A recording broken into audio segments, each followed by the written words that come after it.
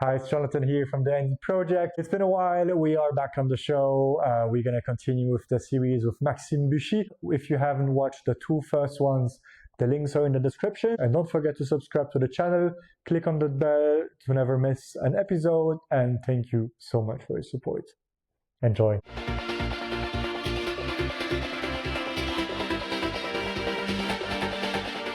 One thing that I can sort of credit myself for as pivotal for my, success and longevity is that from very early on, even before I started tattooing, possibly, I identified very clearly, if not the whole, but a very, very wide stretch of the chain of things that have to come together to perform tattooing at a certain moment, but also in time.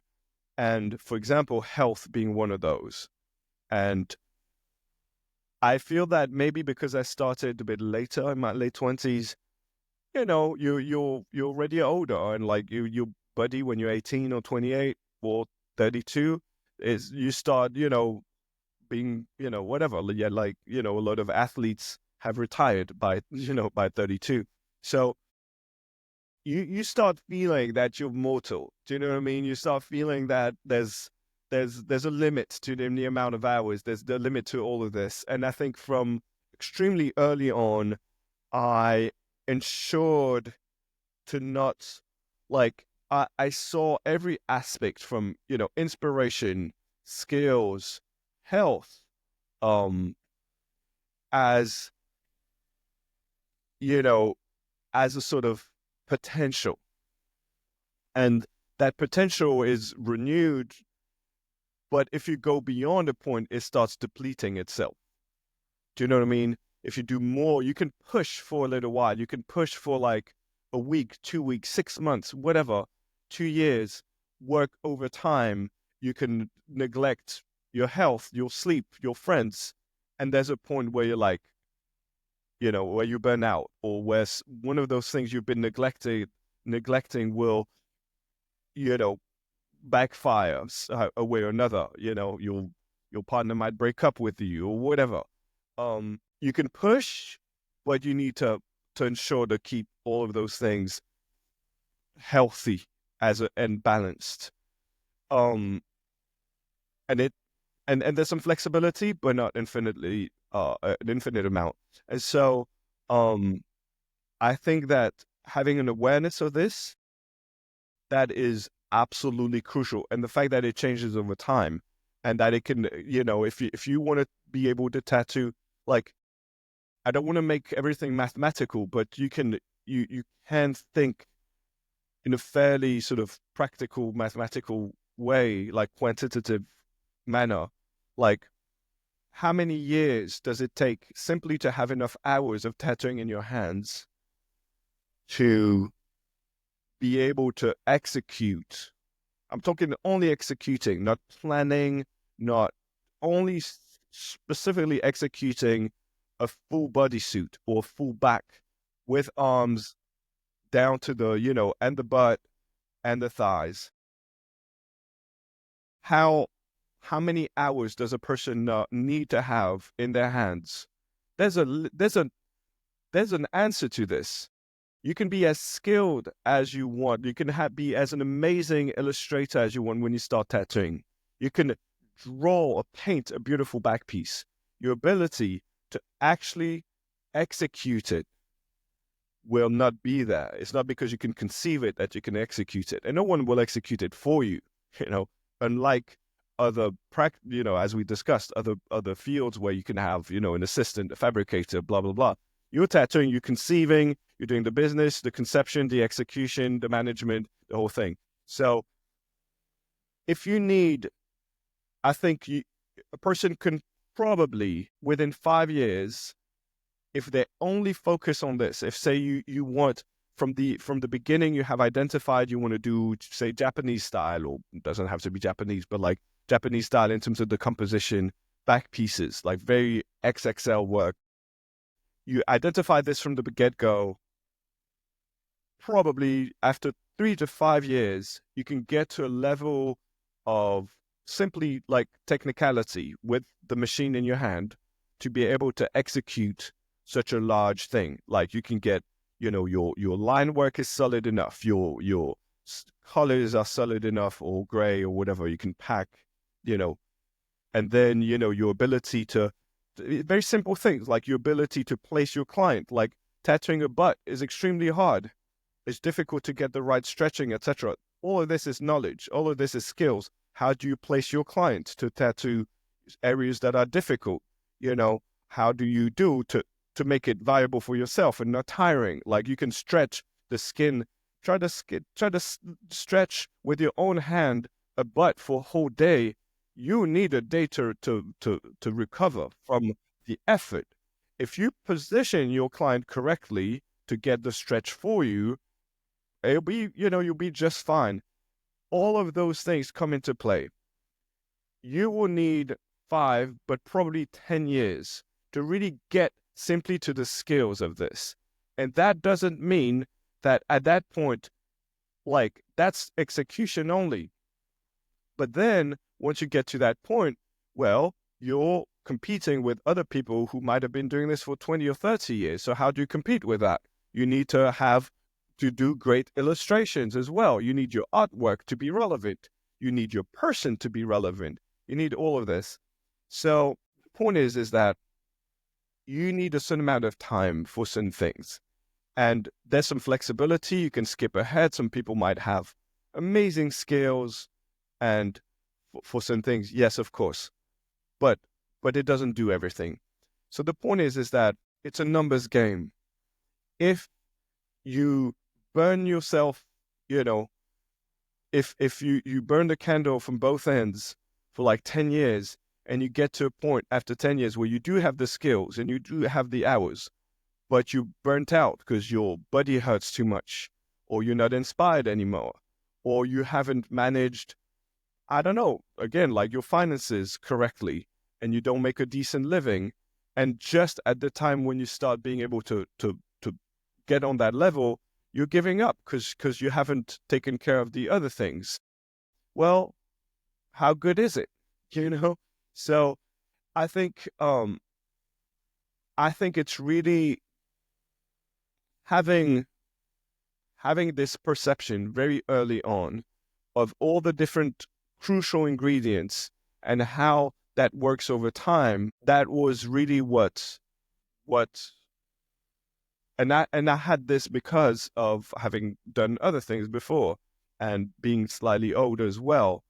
But that's also just the way I approach things in general. Like, and especially when I started tattooing, I had been doing other things, but honestly, nothing had been working. I was fine. I was able to survive, but it was nothing. I mean, I wasn't very happy. I was doing graphic, I was trying to do graphic design things and like all kinds of things. It was not my thing. It just wasn't working really well. And then, but I was doing okay. And then I got to like around 27 years old, and I was like, okay, I'm going to do a tattoo apprenticeship. So I gave up on all my, not all, because I still had to pay my bills, but, and my parents weren't like, it's not that I could count on anything else.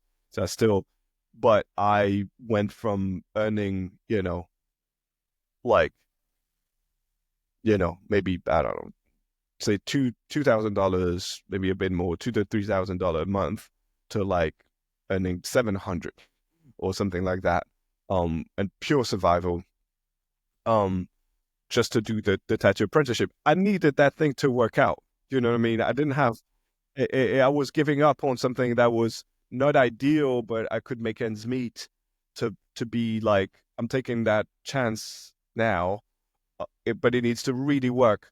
And when I saw how amazing it is and I touched it, I was like, this is it. Okay, I made the right decision, but now don't fuck it up. Now you need to really, that's it. You pushed really hard. You pushed far, pushed really far your quest for something that you could be happy with. Good, you have it now, but don't mess it up. So I really from the beginning, I was like, okay, how do I get old in this tattoo thing? How, what is the very long game in the tattoo thing? And I just looked at what worked out for people who had been there for 20 to 30 years. And obviously, a lot of the things I observed don't apply today that I think 15 years in, about 30, yeah, about 15 years in. Um, but a lot of the things I observed then don't necessarily apply as is today, but at least they gave me a sense of the very wide spectrum of things to be aware of. Again, like I could see, and I mostly looked at what was not working for people.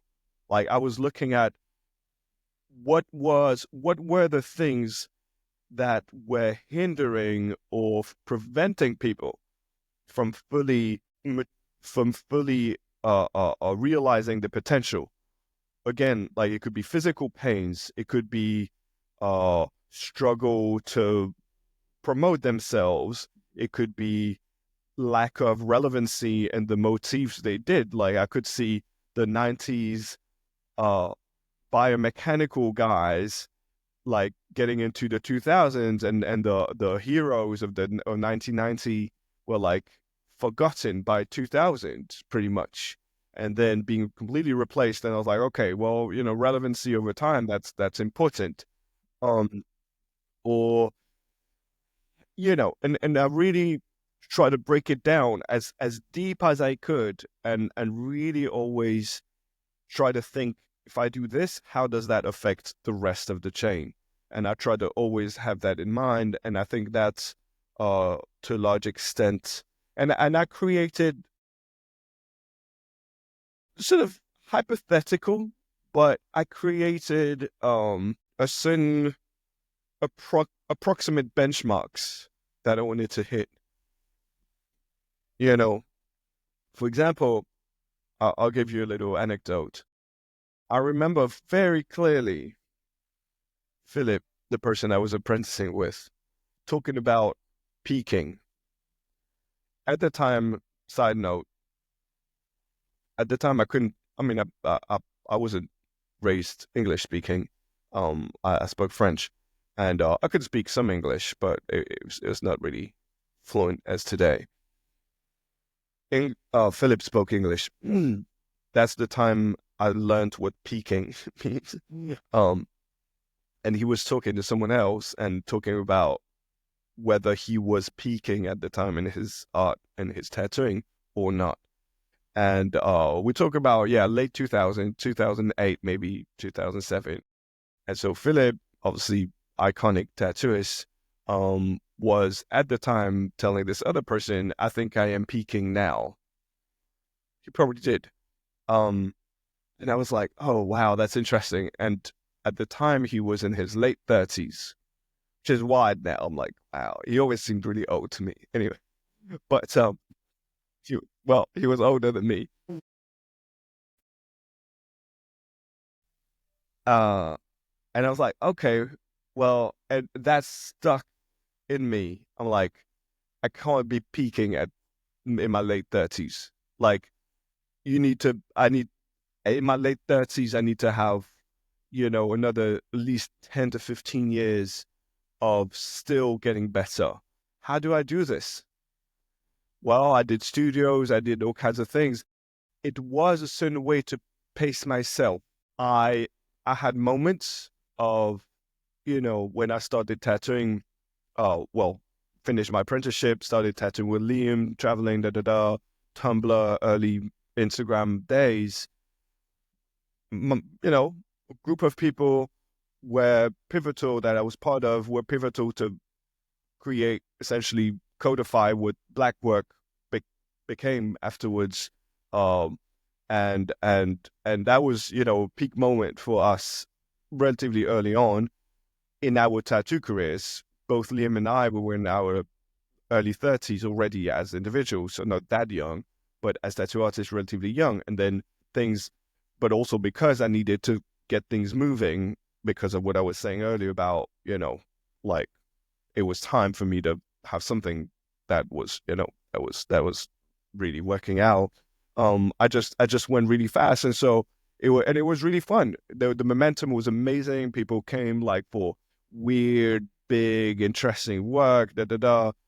Very defining moment, and then came a different time. I started having children. I started, having all the studios. I traveled, frankly, for like 20, say 15, maybe 16. And then the watches became, the Hublot collab became pretty big. That was also very important for me. I'd say like 2015, 16, up until, you know, um, 2020, 2021, innovating was not my priority anymore. I wanted to do really good work based on what I had established, really serve my fan base, accumulate hours, accumulate experiences, but creativity was not my focus for like about 5, 6 years. And then I moved to LA, and then all of a sudden I found myself in a different environment, uh, much more inspired again, much like different influences. London really had that moment in the mid tens, like early to mid tens, with black work kind of being really becoming a thing. And then it sort of stalled in the late tens. And then I got there and I was like, okay, what am I doing? And I also got progressively more opportunities to do larger work and in better conditions, but also I found it very interesting. That was also a moment when I wanted to bring in other influences and styles that I always loved, but didn't really have. I was too busy defining what black work was, um, for myself in particular, like my approach to it, but in general. But then got to LA and all the cholo or the fine line kind of work, that was always something I loved, um, aesthetically, culturally. That was in a lot of ways, yeah, like I personally, I was never really drawn to traditional. I loved it. I loved the look of it. I loved the story or Japanese, but that I would have never, that was not my thing. Like, I didn't feel I had much to bring, to this kind of style, but things related to the culture, American urban cultures, the relation to, yeah, just urban cultures in general, hip hop to some extent, graffiti, like murals, all the art, all the iconography used, that was relevant. So I got to LA and all of a sudden I was like, okay, well, how do I bring fine line approach and so for a few years, that was a moment opening up stylistically and technically to sort of, and then around, yeah, I'd say like 21, 22, I really got to a new phase. And in the past 2 years, I felt that I've definitely unlocked a whole new world of of uh of creativity for me, where my range of themes, on the one hand, I feel equipped to treat with such a range of subjects, or I would have, but it would have stylistically, aesthetically, it might have been like really getting into a completely different realm, which I always liked. I always loved to do things completely different. Occasionally I would do, I don't know, like a full color thing or whatever. I liked it. I always had a bit of an almost old school thing about like, still, if someone wants a pet portrait, I still want to be able to do it. Not that I would. I don't know if I'd be the right person to do that, but in theory, I would still like to be the person who can, do one of those and do a decent job. That's it. Not amazing, but decent at least. So I always used my clients' kind of random ideas as an opportunity to try completely, left field stuff. But And that got me to a point where, yeah, like a couple of years ago, I felt that there isn't really anything anymore that I'm completely unable to deal with, or that if I'm able to deal with, I have to deal with in a way that is not coherent with my overall approach. If that makes sense. Now I feel It that does. my technique and my aesthetic approach, there's still certain things that I feel I can definitely improve, but for the most part, I think I can now bring into this any subject, any inspiration, and I would feel comfortable integrating it in a way that doesn't seem like I took a very serious step, to the side. And that's an amazing feeling. And I'm glad I'm reaching this feeling in my mid-40s.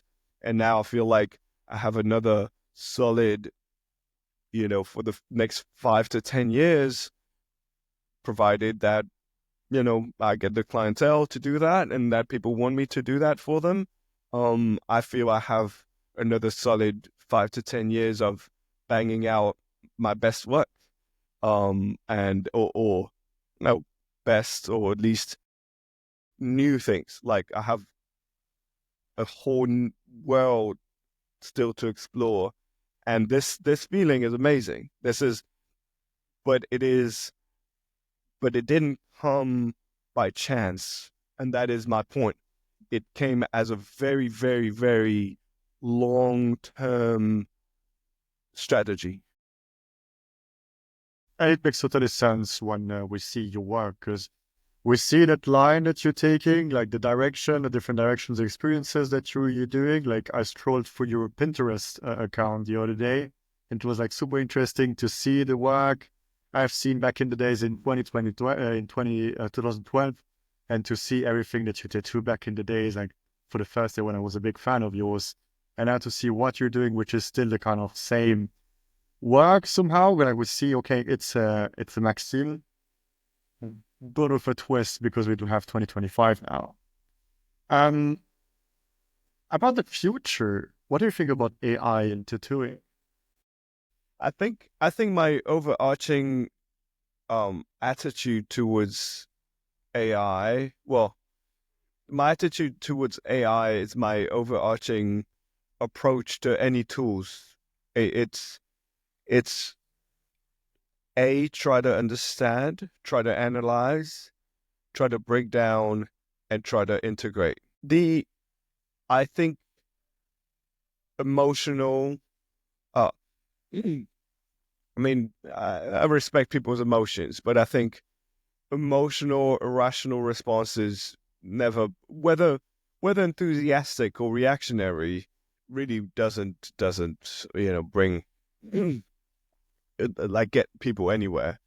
My approach to AI is simply, what is it good for, and what is it, and what is it not. Importantly, I think at this point it's more what it's not. I think people are still focusing on what it's not, and then once you figured out what it's not and what it is, what can it be for you, and what is it good for you?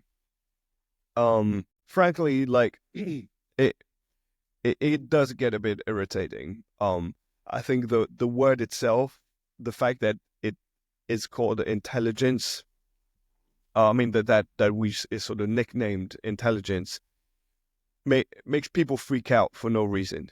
It has nothing to do with intelligence. It's a machine. It's just a next level of automation. It's really nothing we haven't seen already when it comes to algorithms, when it comes to automation, when it comes to like analysis, all of those. We've seen humans do it, and we've seen machines do it in very basic ways, and now in less basic ways. I think the whole like, oh, it's gonna, like, look, I'm old enough to remember being a kid in the 80s And hearing people freak out about robots arriving in factories, for example, and people freaking out about robots taking their jobs. Well, like everything in a capitalistic system, yes, the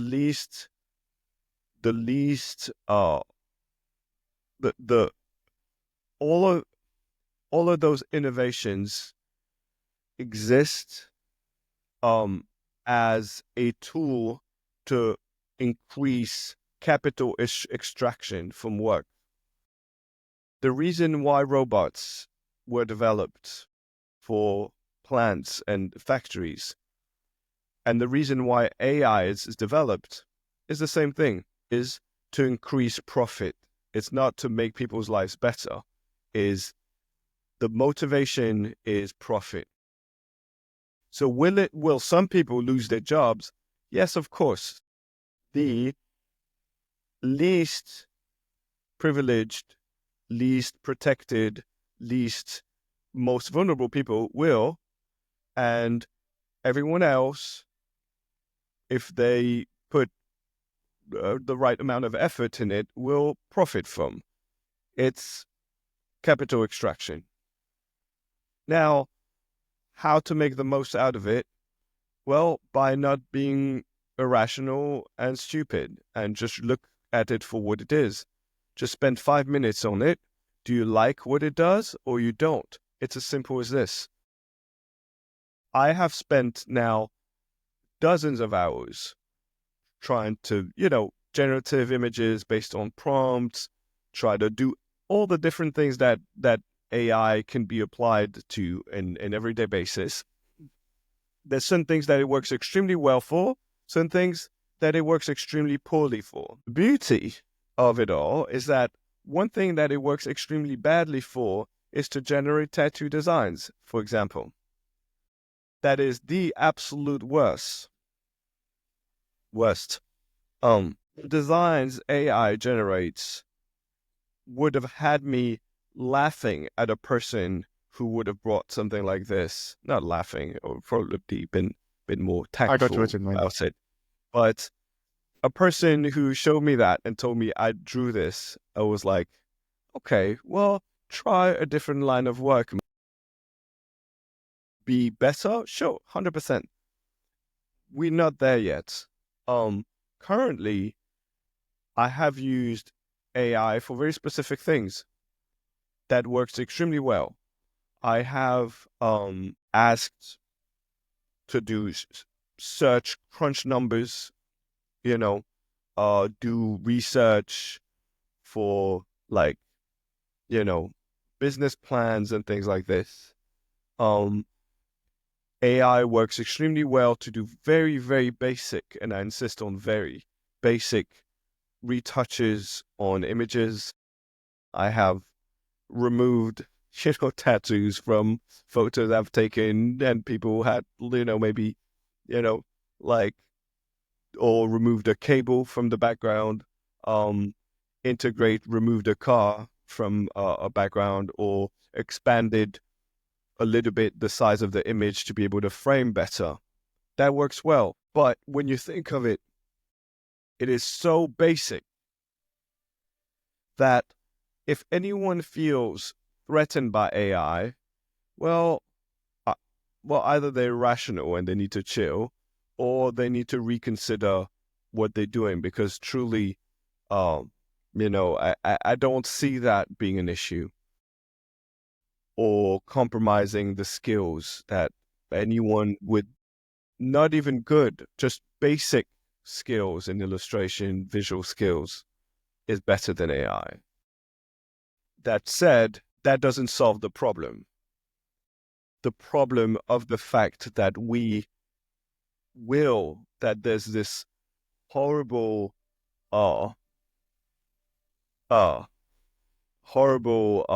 infestation of AI generated tattoo on lines.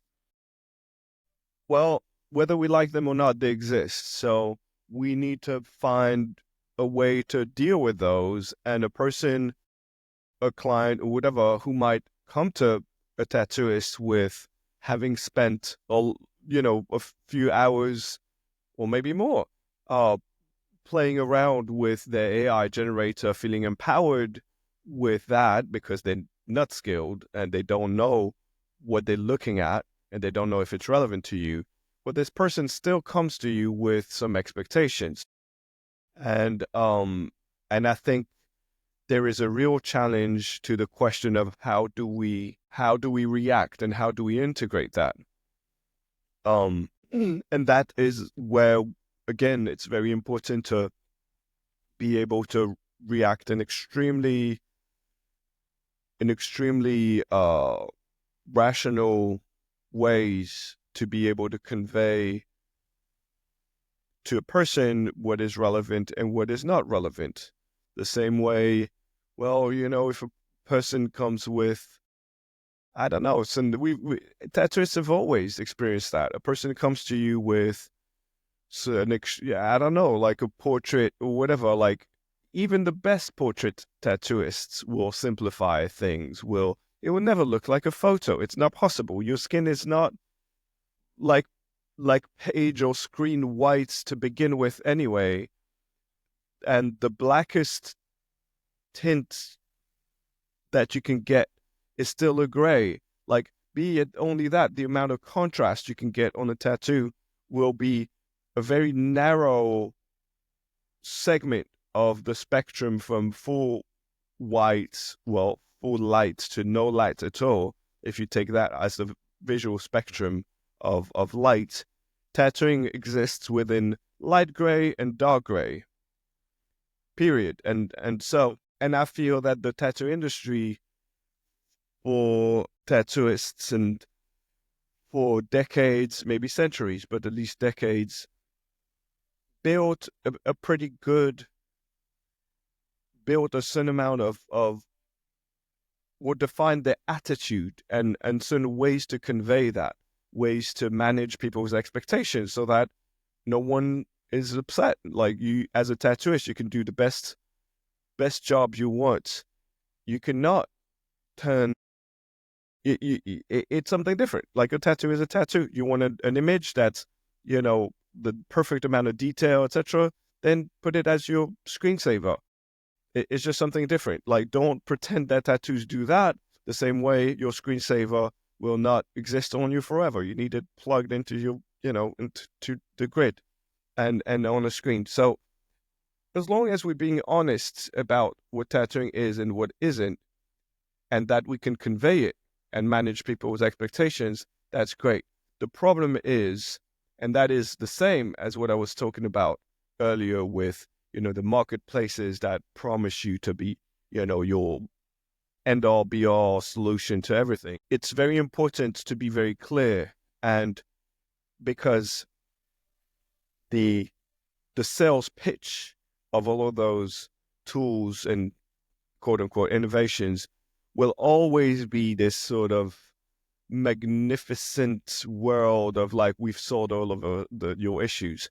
That's a sales pitch. That's not what it is. It's trying to make you fantasize about something.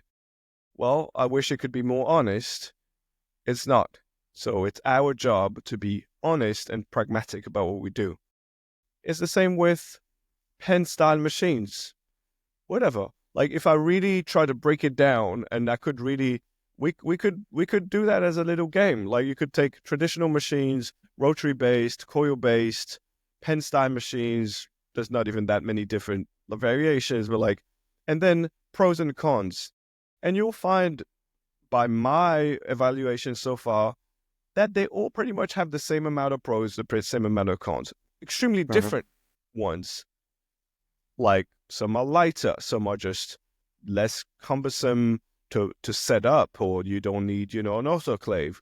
But, with the traditional machines, you can choose your hang, you can choose where the needle sits in the tube, you can adjust the tube to the needle, you can, to have different you can choose the strength. Like, you can just adjust the for example, adjusting the frequency at which the needle hits separately from the force that it has, is the main reason, it's the main thing that's special about coin machines, for example.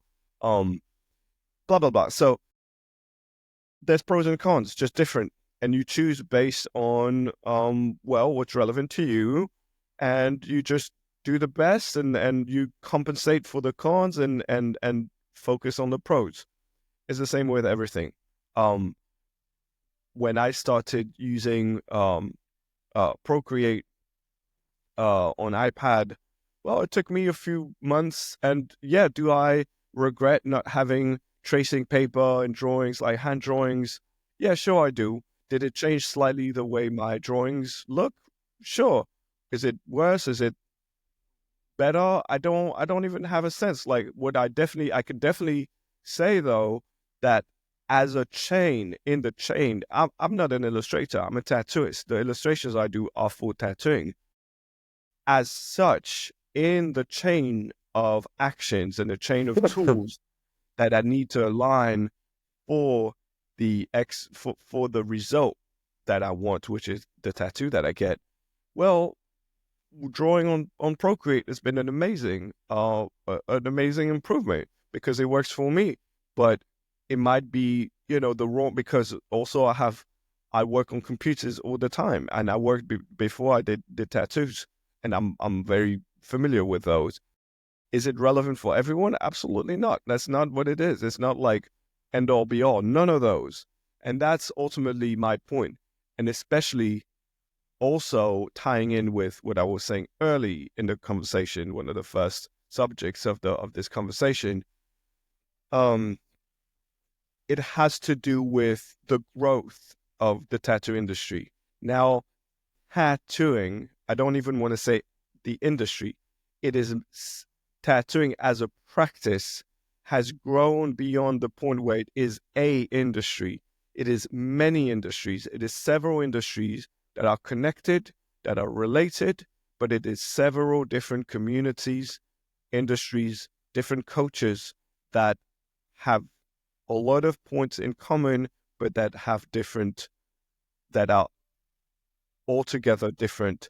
And by identifying that and evaluating for each person's personal context, which industry, which culture, which community they're in, then evaluate how relevant one tool or another tool might be for you.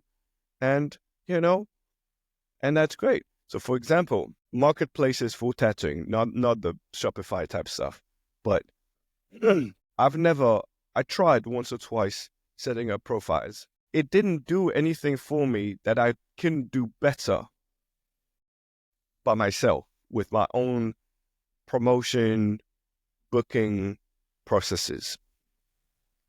Now, working with Co-Create has a different approach.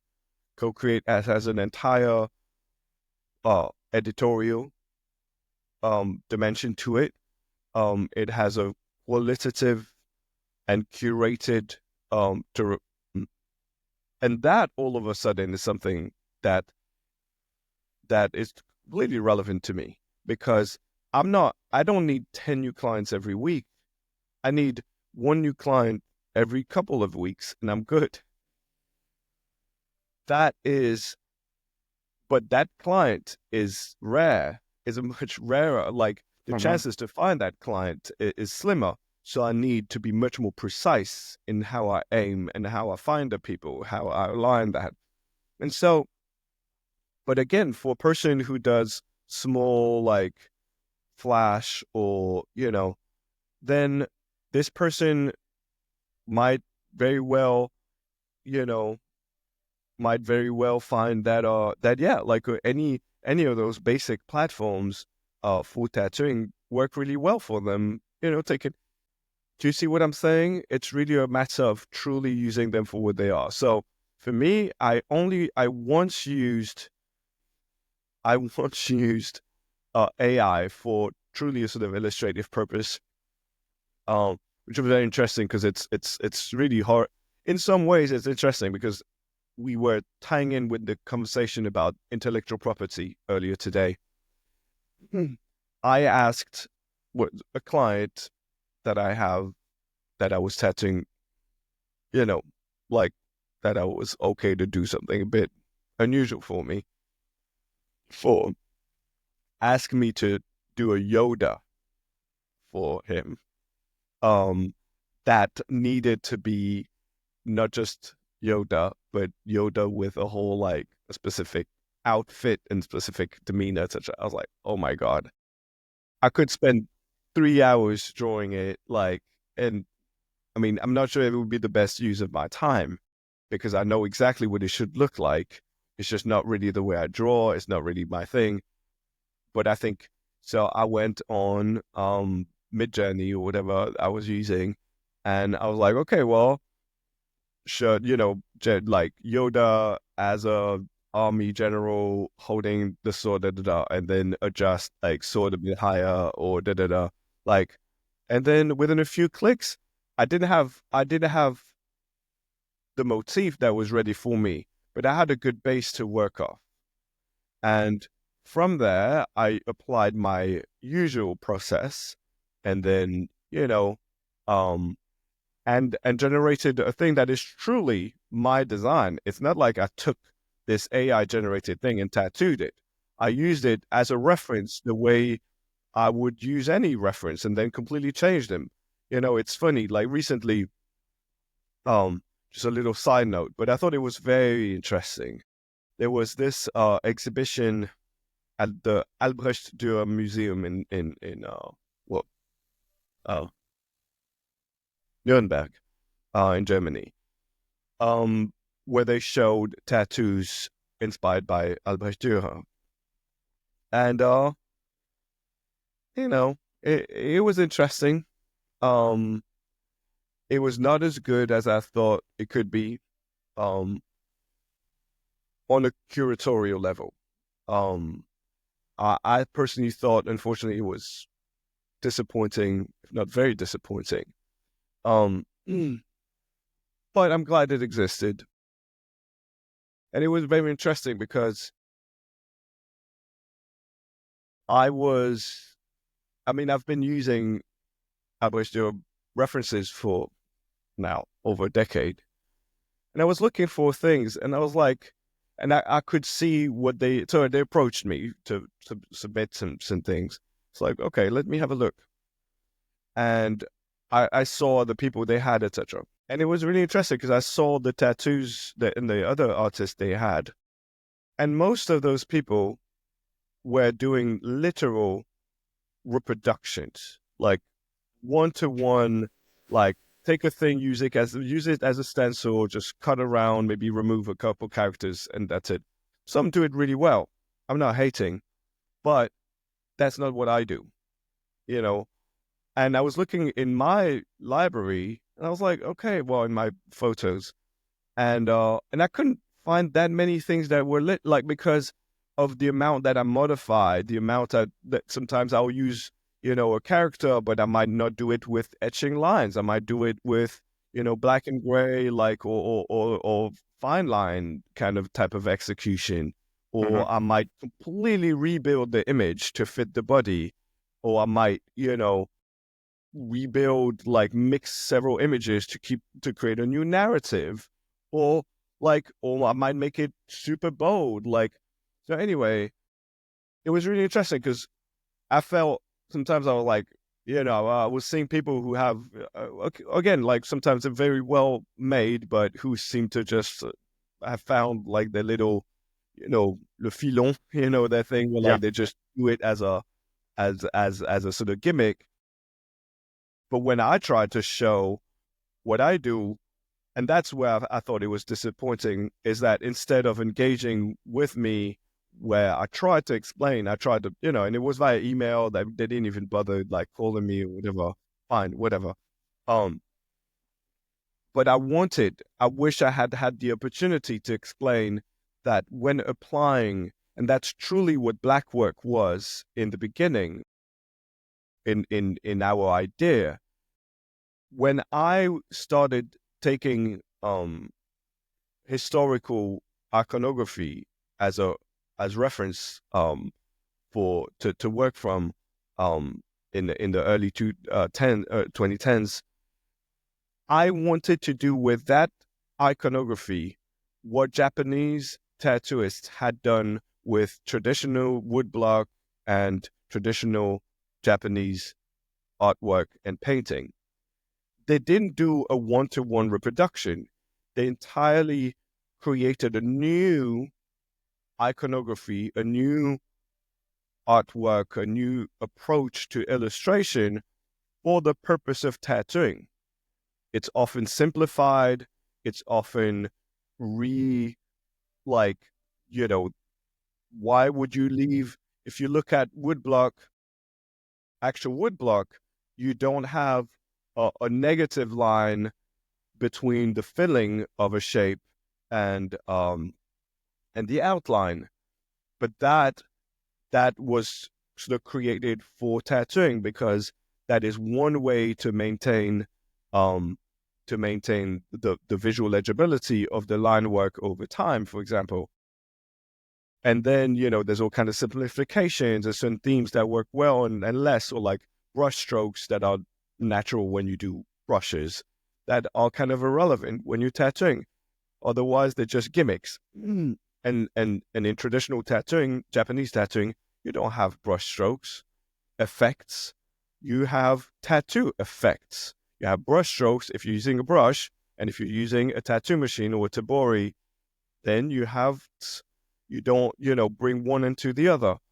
So for me, when I looked at engraving, I try to break down why does it look the way it does?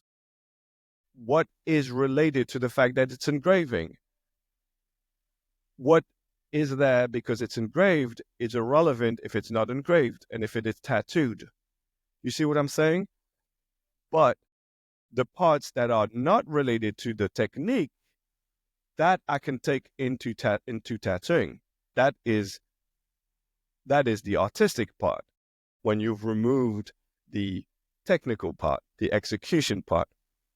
And to some extent, there's some things that exist because of the engraving. So the hatching obviously is particularly relevant to etching or engraving, but it's not irrelevant in tattooing. It's relevant for different reasons, but it is relevant. So to some extent, you can keep it, but it shouldn't be a gimmick. Otherwise, you're just creating a gimmicky illustration style that you tattoo.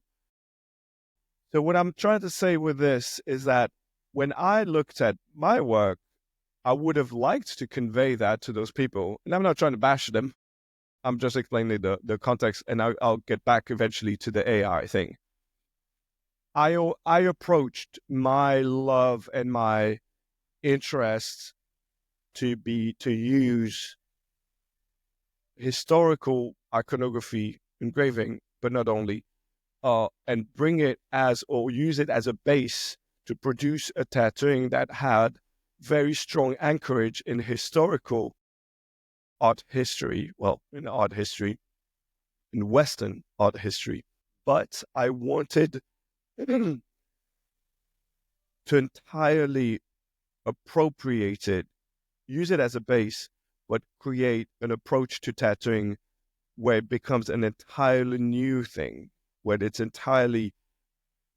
looks the way it looks because it's tattooing, and not because I'm trying to reproduce the aesthetic of something else with tattooing. And so, 10 years later or more, it doesn't look like engraving. That's the whole point of it. But that is how engraving was in the beginning. So when the way the engravers developed the shape and the aesthetic of engraving is not by mimicking other people. It is by trying to push what their tools were allowing them to do as far as they could, and then and avoid trying to do things that those tools were not made for, or not good for, and really develop from there. So truly, I'm trying to approach the same way, tattooing in that manner, and again, the way the Japanese tradition developed the aesthetics of Japanese tattooing. And so the result was that, well, I didn't have those tattoos that looked like a photocopy of Albert Stuart's work, because I don't have any interest in doing that. Anyone could do that.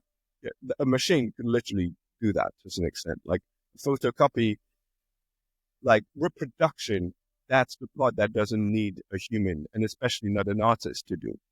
And this is where I felt that this um, curation somehow almost betrayed the very spirit of what they were trying to valorize or show, which is the work of one of the most groundbreaking engravers of the very early Renaissance, Albert Dürer, who developed what he did exactly because he was not mimicking what came before, but because he did his thing entirely. And I would have, you just, sure, you're a printer. You're as good as a desktop printer. Maybe you're a very good one. There's value in that. I don't have any issue with it.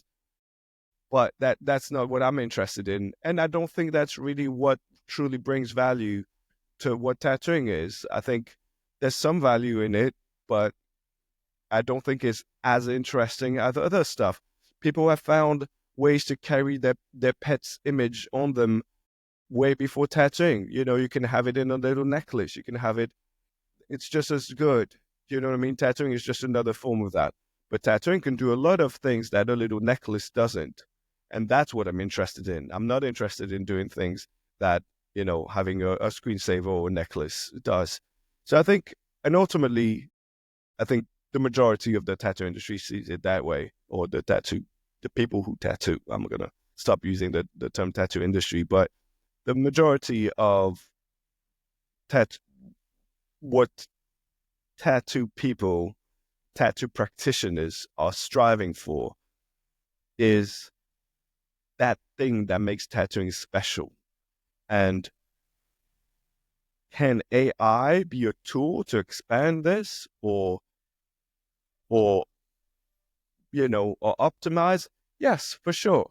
For me personally, I think that I see sometimes people who are amazing illustrators who should probably stick to illustration and not tattoo the illustrations. In my opinion, I see the tattoos, I'm like, well, I would probably prefer the screensaver.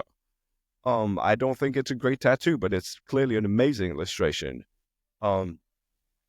If AI can generally make tattooists sort of focus a bit less on the illustration part and a bit more on what makes tattooing special, I think it can be, in the grand scheme of things, something extremely good. Because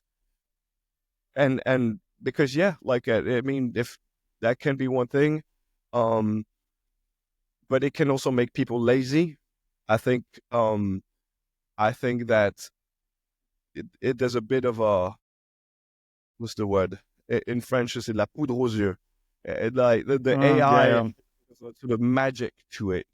But honestly, when I see most AI images, I see, you know, when you watch like 60s Godzilla movies and see the special effects, and you're like, how could people have watched that and be like, whoa, it's so realistic?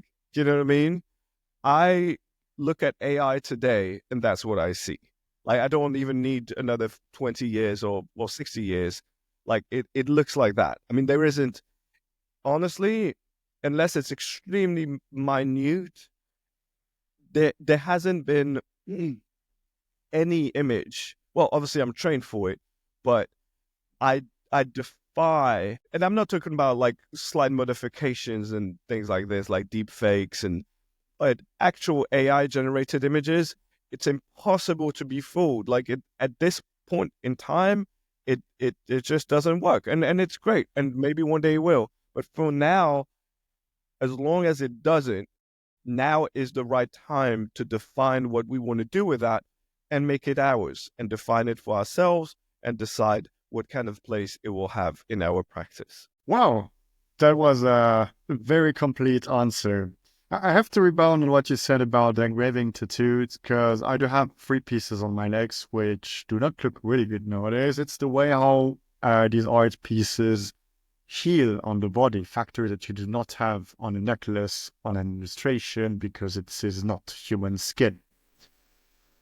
So there's also this whole factor about tattooing where you have how the art evolves in the skin of the body of the person who gets it. Of course. And the best way to illustrate this is just, you don't even need an illustration. You could have an entire tattoo career drawing solid black. I mean, and still be some of you could just black out, like literally there's some of my favorite tattooists just black out areas, but do it in some ways that are so beautiful that I'm like, wow. And every time I'm like, how can you do something so beautiful and amazing and creative with just blacking out stuff? So, and the other way around, like some people truly make amazing illustrations that could not work on a large scale, but that's still, it's still possible to be really thorough in explaining my perspective. I think that they 100% are people who can produce amazing illustrations, but in a way that are only good if they're tattooed. And that's what I try to do. Like, I mean, honestly, I'd be not ashamed, but not, I don't want to show anyone my illustrations. I don't think they're special. I think, I mean, they have a reason to look the way they do. And there's some that I'm more proud of, but like, none of them are meant to be illustrations. That's not the point. And I think there's some people who truly are drafts people, who can draw like really to an amazing level, but who still manage to draw for tattooing. And but when the tattoos you do will be a watered down, a compromising version of your illustration, which I see a lot, and especially with what I call Instagram tattooing. When you tattoo just for the photo, and that's really what, and you compromise. Like, it's very simple. If you do a tattoo about palm size, that is the size of your screen, of your phone screen. If you take a photo just of the tattoo that is palm size, you'll see it on a flat surface, on the back or, a thigh or whatever, flattish, and then show it on a screen. Effectively, you can, and show it fresh before it's healed. You almost entirely removed the human in it. It's the 1-to-1 size. You lose the perception of volume. You lose the perception that there is visually things around. You can effectively do a beautiful illustration on your iPad, tattoo it extremely well, take a photo immediately at the exact same size, and then show it again after it's been tattooed, photographed, etc. If it's done well enough, it will look very much the same as on your iPad. Mm-hmm. Anything else, anything bigger, anything not so well executed, etc., will not look as good, or will look just different. It's just like all of a sudden everything else becomes relevant. How it wraps around the body, who the person is, where it's placed. If you take a photo from up close, if it's bigger than that, you might still guess which part of the body it's on. Do you know what I mean? But if it's a palm size, it can be on someone's butt, someone's back, someone's, ribs. You wouldn't be able to say. If it's 2 or 3 times this size, you'll be able to say. There isn't anywhere on the body that's flat enough that if you're bigger than about this size, it doesn't wrap around in some ways. Do you know what I mean? like you would start by default getting this kind of perspective.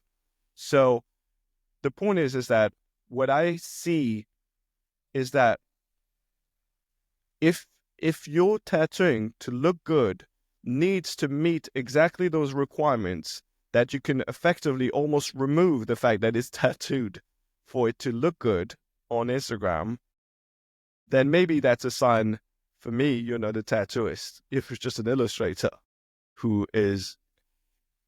But if you go to Instagram now and you look at the tattoos that match that description that I just made, you'd be amazed of the amount there are. There's a lot. Pages with that. You know what's And funny? so that's Sorry. exactly my point. Like for me, I don't want a tattoo that will start degrading from the very moment it has healed. Like I want my tattoos to look better after 2 years. Yes. Do you know what I mean? And so anyway, that now I digressed a little bit on this, but I think it was very complete as well.